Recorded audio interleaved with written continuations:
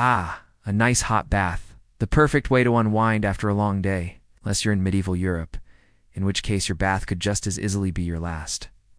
But between the Black Death and the Renaissance, a dip in the tub was considered so dangerous that people would rather die of filth than take a bath. So why were medieval Europeans so afraid of bathing? What did they do instead? But remember, this is the same time when bloodletting was considered a legitimate treatment for everything from headaches to heart attacks. And it was based on the same pseudoscientific principles. The four humors, or fluids of the body, blood, phlegm, yellow, while Paris became known as the city of puss-filled baths. Like most trends in history, the no-bath edict didn't apply to everyone equally. Many people still believed that baths were good for you, and they were willing to put up with a little risk for the sake of cleanliness. That's why during the 15th and 16th centuries, wealthy Europeans hired private bathers to draw their baths at home, an increasingly risky job that eventually lost its social standing. We have records of midwives in England ordering mothers to give birth dry-skinned in order to avoid the danger of infection. But in Germany, women continued bathing as usual, though perhaps in part to hide their swollen bodies from the midwife. And black bile needed to be kept in balance in order to stay healthy. In fact, some members of the German clergy advocated for linen shirts as protection against the plague, believing that the material absorbed the bad air around you. Unfortunately for them, their new shirts also absorbed sweat, urine. As germ theory finally drove out Galenic medicine, doctors realized that baths didn't spread disease. In fact, they could be a great way to prevent it by washing away all those germs. And just like that, the bath went from being a cause of death to a life-saving practice.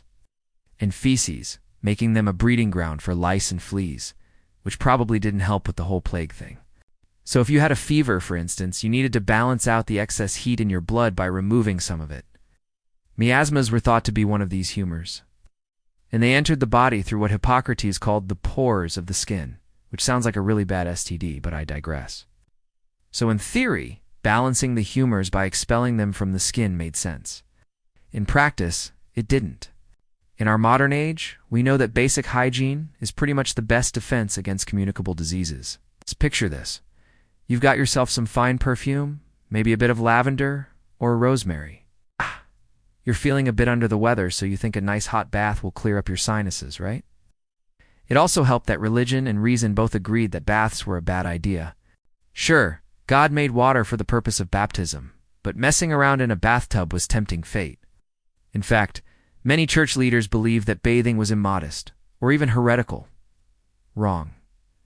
According to physicians who studied the ancient Greeks, hot water opens your pores, allowing invisible miasmas to enter your body through your skin. These miasmas, or bad humors, are the source of all sickness and disease. So basically, taking a bath means inviting illness in through your skin instead of through your mouth or nose. To answer that, let's take a little field trip to 14th century Paris. You might be thinking that this is a pretty ridiculous idea. You're not alone. At the height of the bubonic plague in the 17th century, European physicians observed that the sickest patients never bathed, which confirmed their worst fears about the deadly nature of baths. So people stopped bathing, right? Well, not exactly.